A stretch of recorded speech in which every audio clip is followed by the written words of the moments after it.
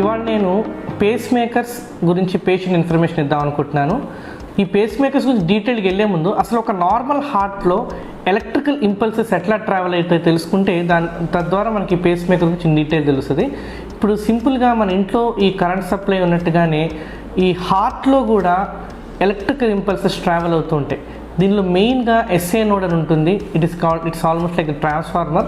ఈ SA node నుంచి electrical impulses travel అయ్యి వెంట్రికల్స్ మీదకి వెళ్ళి అవి కాంట్రాక్ట్ అవుతాయి. కాంట్రాక్ట్ అవ్వడం ద్వారా హార్ట్ నుంచి బ్లడ్ సప్లై బయటికి వెళ్ళి ఇతర అవయవాలన్నిటికీ కూడా ఈ బ్లడ్ సప్లై జరుగుతుంది. This is how the main mechanism works. వయసు పెరిగే కొద్దీ అదర్ డిజనరేటివ్ కండిషన్స్ వల్ల ఈ న్యాచురల్ పేస్ మేకర్ అనేది దెబ్బతింటుంది.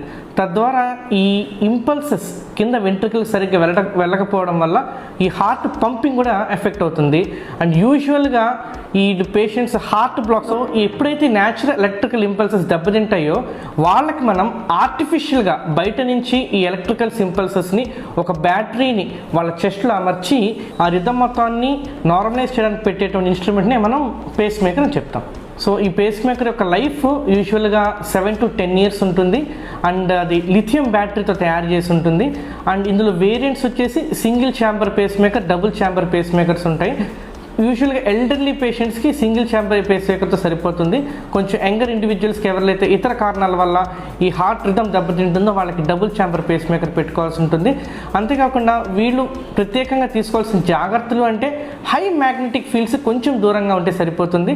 బట్ ఇప్పుడు ఇంకా అడ్వాన్స్డ్ పేస్ మేకర్స్ కూడా వచ్చేసాయి where they can tolerate the magnetic field also. ఇప్పుడు ప్రజెంట్ పాత పేస్ మేకర్లు అయితే ఎంఆర్ఐ మిషన్ దగ్గరికి వెళ్ళొద్దని వాళ్ళకి జాగ్రత్తలు చెప్పేవాళ్ళం. సచ్ వాళ్ళకి ఏదైనా ప్రాబ్లం వచ్చినా కూడా ఎంఆర్ఐ తీసుకోకుండా అయిపోతూ ఉండేది. బట్ ప్రజెంట్ ఇప్పుడు ఏంటంటే ఎంఆర్ఐ కంపాటబుల్ పేస్ మేకర్స్ కూడా వచ్చేసాయి.